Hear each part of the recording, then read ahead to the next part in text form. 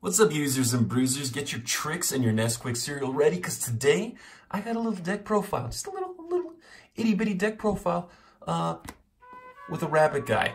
Upside down. What up? Adam Seikhart. Seikhart? Ski-hurt.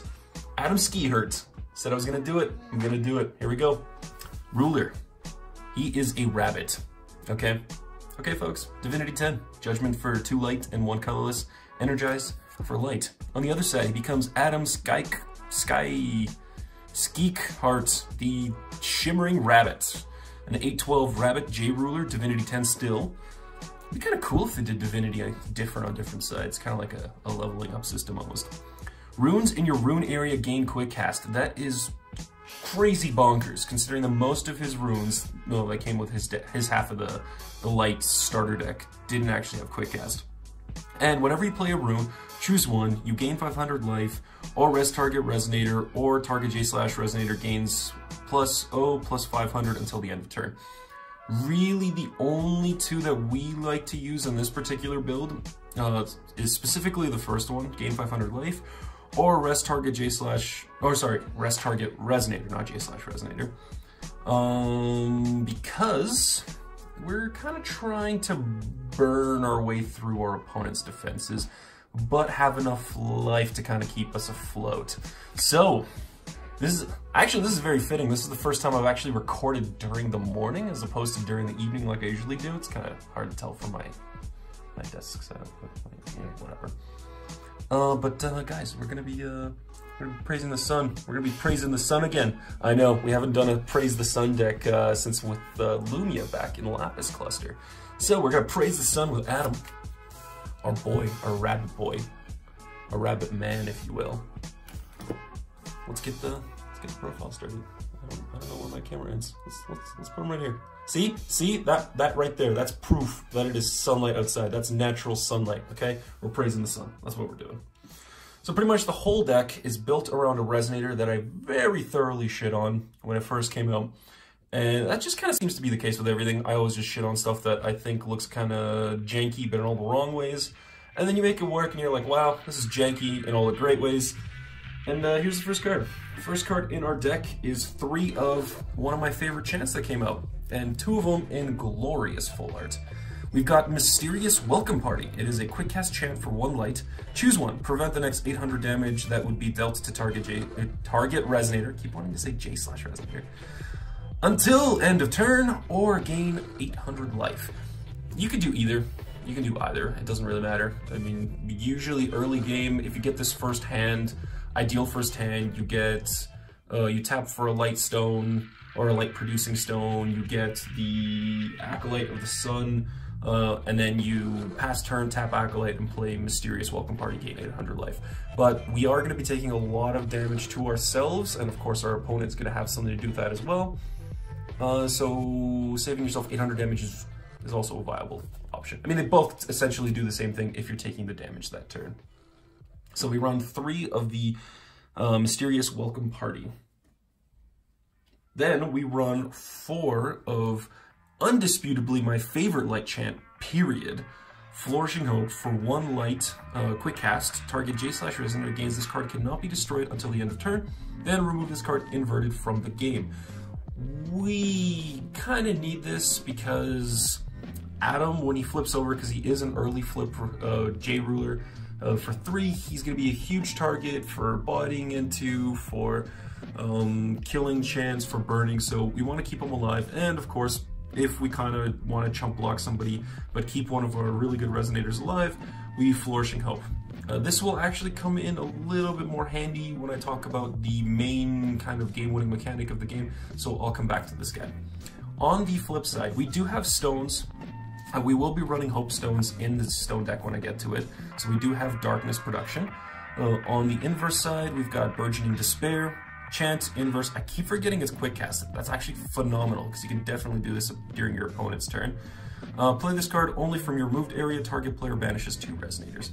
And it's only 1 dark and 2 colorless, so it's a good card. We use both sides.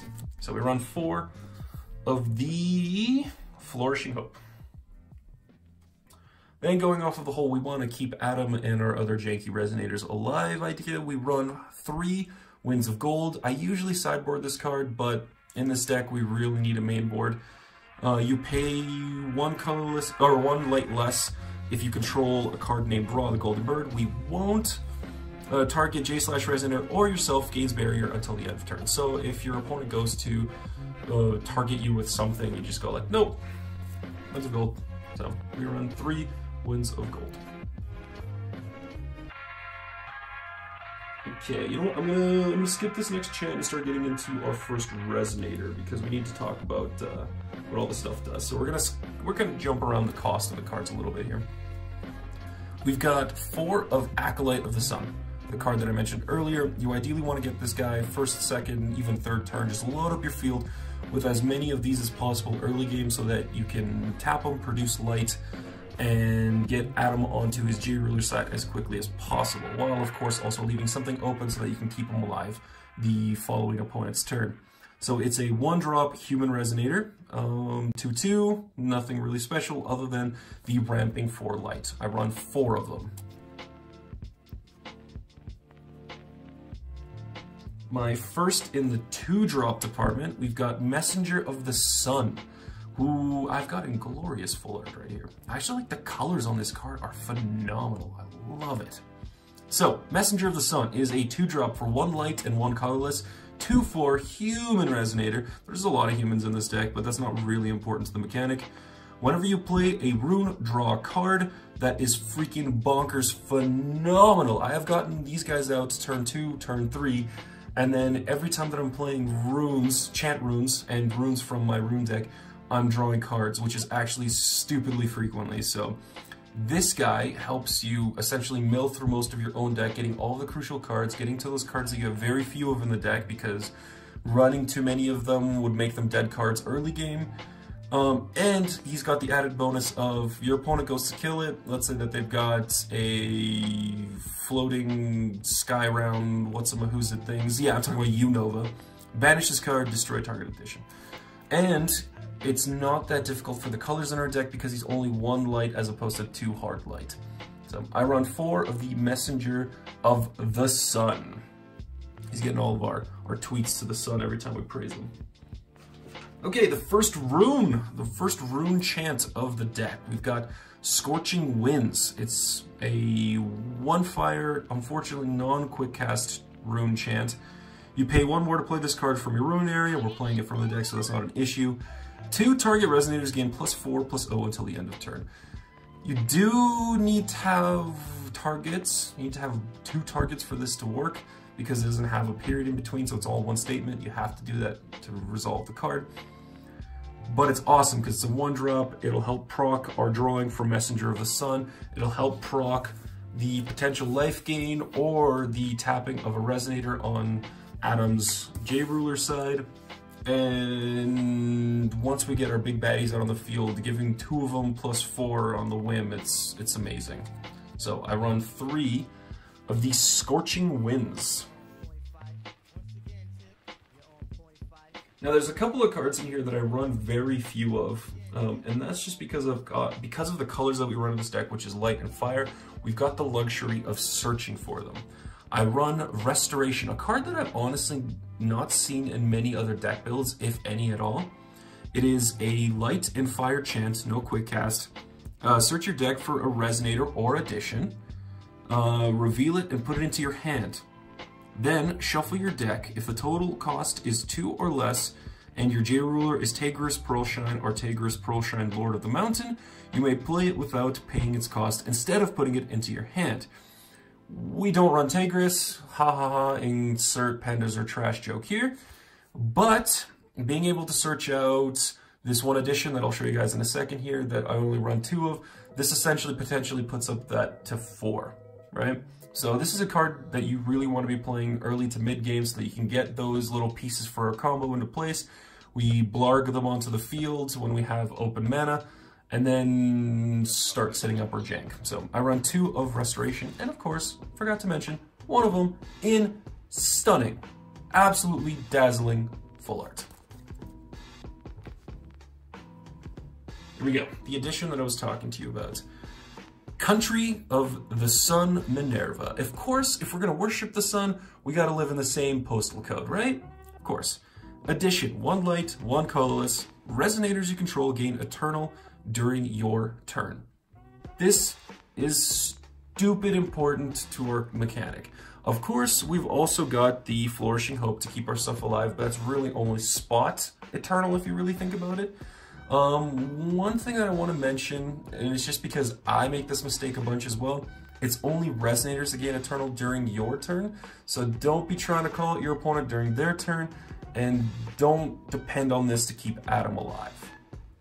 So I run 2 of these bad boys, but of course, with cards like Restoration and the crazy amount of drawing for Messenger of the Sun, we are okay. We're good.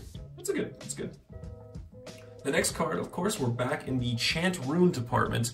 I run 4 of Scalding Breath. Scalding Breath is a 1 fire and 1 light Chant Rune. Unfortunately, again, no quick cast, so this card would be really good as a quick cast, but maybe it'd be a little too OP. You pay 2 more to play this card from your rune area. It's from our deck, so no worries. This card deals 700 damage to target player or J Resonator. Now, depending on when you actually play this card, if you're playing this card when you've got Messenger of the Sun, it could potentially just be a throwaway because you want to do a little chip damage to your opponent and you want to draw more cards into the cards that you need for your crazy combo. But it could also be used as spot removal for those pesky Jones early game, you know, before they get can't be destroyed and stuff like that, if you need it. So it's a good versatility card, and it works very well with the colors and the mechanics of the deck. I run 4 of the Scalding Breath. This card has kind of become a staple for my decks. Any deck that runs light, I like to kind of run at least a few of these. It's a 1 light, 1 colorless, quick cast Chant, Naughty Child's Chastising, and 1 in Gorgeous Full Art. Destroy target Resonator that is attacking you, you gain life equal to its attack. Now the cool thing about this is, unless the opponent gives the Resonator barrier, like for instance if they were to, I don't know, yeah, my point being that this card has 2 statements. So you've got destroy target Resonator that is attacking you, you gain life equal to its attack. So I could be wrong on this actually. You guys can correct me, but if it doesn't have a target, it like fizzles. But you don't need the first half to resolve the second half, so they don't technically need to be destroyed for you to gain life equal to its attack because they're 2 separate statements. I had this brought up with Nowhere when I was playing up against his super broken illegal Fox deck, but I could be wrong. So, I mean, that's my interpretation. I run 3 of Naughty Child's Chastising. I will definitely look up the ruling on that, but they are 2 separate statements, so for now, unless you don't have a target, I'm just going to assume that you still gain the life off the second half. Okay, hypothetical situation, ladies and gents. We've got Adam Seikhart on his J-Ruler side. We're in a pretty good situation, but our opponent just blarged a bunch of Resonators onto the field, or they did a bunch of damage to our Resonators and they're all about to die. This next card is literally a god tier card in this deck. I run 4 of Arrival of the Hero, another kind of panda themed card, kind of. It's a 2 hard light quick cast Chant. If you control a J-Ruler, you may pay 2 less to play this card, so this card becomes free when Adam is on his crazy force bending Ultra Rabbit on crack side.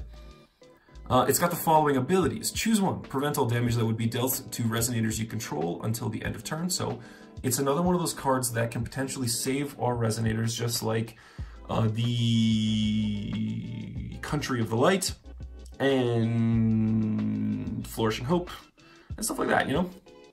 And so it could be, you know, keep all your stuff alive from damage. And this is the part that I actually prefer more, or destroy target rested Resonator. There is a way, actually there are several ways in this deck that we can rest our opponent's Resonators. Of course, Adam being one of them. I've got 2 runes in his rune deck that do that sort of thing. And at some point, your opponent must have swung to try to hit you, right? So these cards work stupid well in this deck because we're also drawing like crazy because of Messenger of the Sun. Also, I don't know if you guys are noticing, but my boy there, my boy Tigris, he's worshiping some sort of glowing sphere of burning gas. It's nuts. I wonder what he's doing. I wonder what he's doing. So we run 4 Arrival of the Heroes just because they pretty much become free after turn 3 to turn 4, and we're going to be drawing into them a bunch. Okay, here we go. WinCon of the deck. Our big bad boy Resonator, the one that I took a fairly undeserved shit on when it first came out. We've got Noe Berserk Dragon. I really wish his name was Noe Berserker Dragon, so then I don't seem like such a twat every time that I call him Noe Berserker Dragon. But Noe Berserk Dragon is a 2 fire, 2 colorless, 4 costs, 10/8 Dragon Resonator with flying and swiftness with the following ability. At the end of battle, so once battle has resolved, if this card attacked or blocked, it deals 1000 damage to you and each Resonator. Now here's another one of those weird ruling situations. We do run Winds of Gold in the deck. So this card specifically says to you and to each Resonator, but it doesn't use the word target. So I'm curious if Winds of Gold could be quick cast at the end of combat to prevent the 1000 damage to yourself.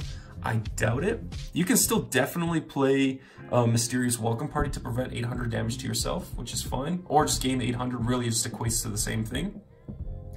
But the reason why I thought that this card was kind of a burning trash fire was because it does 1000 damage to each Resonator you control, not each other Resonator you control. So if you don't have a way of keeping him alive, like I have mentioned many ways in this deck thus far, he's toast. He kills himself as well.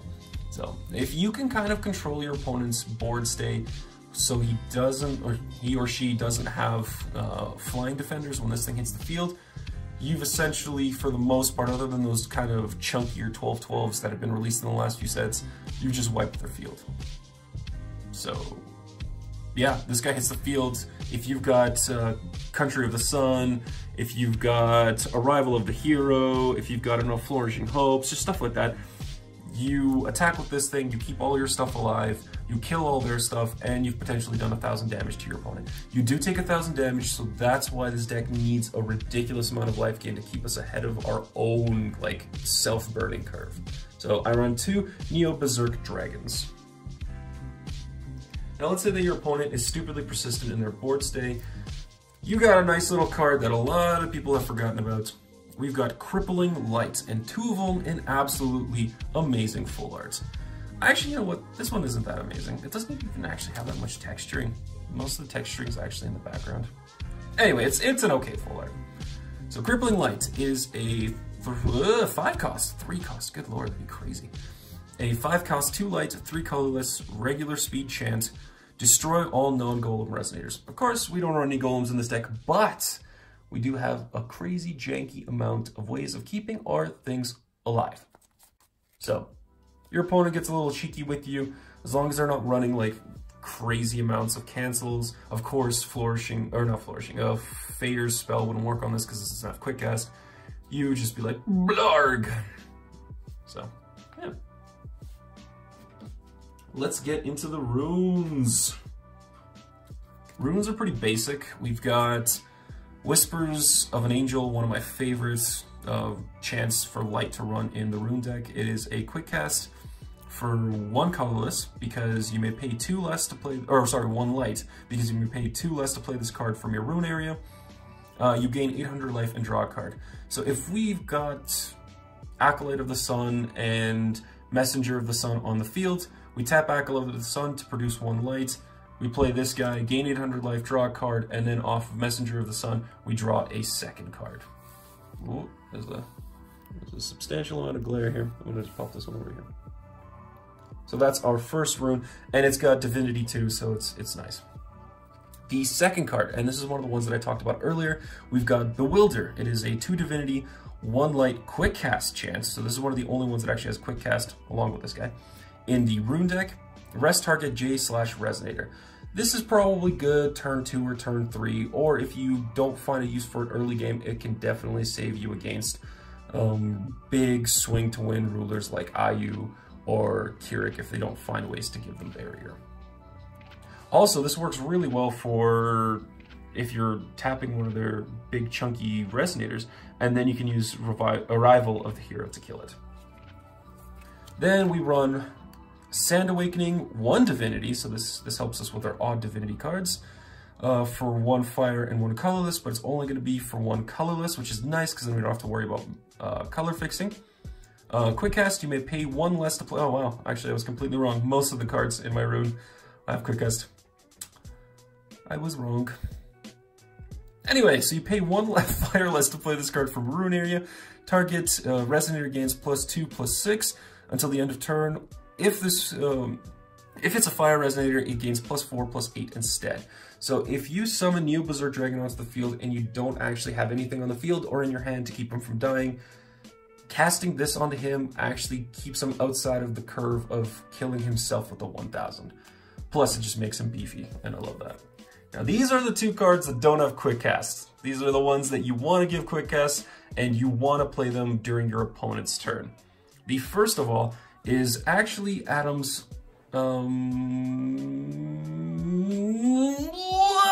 Master Rune. It's Adam's Master Rune. That's what I was thinking of. Play this card only if your J ruler is Adam Seikhart or Adam Seikhart the Shimmering Rabbit. Remove target non-magic stone, non-J ruler entity from the game. Players cannot chase this card. That last part is stupid important because people keep forgetting that this card can't be chased, and there are several other cards that can't be chased, and you can't chase them. You just can't. Just stop. Just stop tapping your stones. Stop looking at me pissed. Your thing's gone. Stop. Just get some help. Stop. Last card. Mini Meteor. At first, I wasn't a big fan of this card just because it didn't have quick cast and it just didn't really seem all that useful unless you're swinging to win. But then I realized, yo, this guy can give his rune deck runes quick cast. So, Mini Meteor, Divinity 3, the highest divinity in our deck. 2 light and 1 colorless. Rest all J rulers your opponent controls. Prevent all damage that would be dealt to J/resonators your opponent controls until the end of turn. So we don't want to cast this during our turn, especially if we're attacking with Noe Berserk Dragon, because essentially that prevents them from dying. So what we want to do is, along with our Acolytes of the Sun and all of our stones, we want to keep 3 will open, 2 light, and 1 colorless, so that we can cast this during our opponent's turn. We can get 500 life off of it. We can potentially draw a card if we've got a Messenger of the Sun on the field, and it's like, okay, yeah, finish summoning your resonators, go to combat, boop, just kidding, all your stuff's tapped. So yeah. Oh, let's flip through stones real quick. Stones are kind of a toss-up just because I didn't want to run straight red stones in this deck, just in case we needed to have that darkness available. Like, for whatever reason, we don't draw any Stones of Hope early game, and we flip Adam over, we need to be able to produce darkness if we want to use Burgeoning Despair on the inverse side of Flourishing Hope. So I run 4 of the awesome Magic Stone of Omniscience. So Magic Stone of Omniscience was, again, another one of those cards that I really did not like when it first came out. It taps naturally to produce light, which is nice for this deck, but then it taps, but you have to pay 1 to produce 1 of any color and spend this only on runes.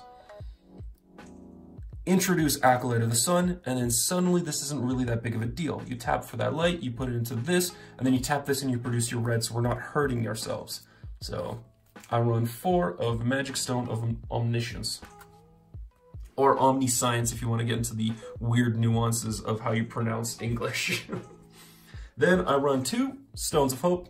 Yeah, look at this, totally legit, not proxied at all.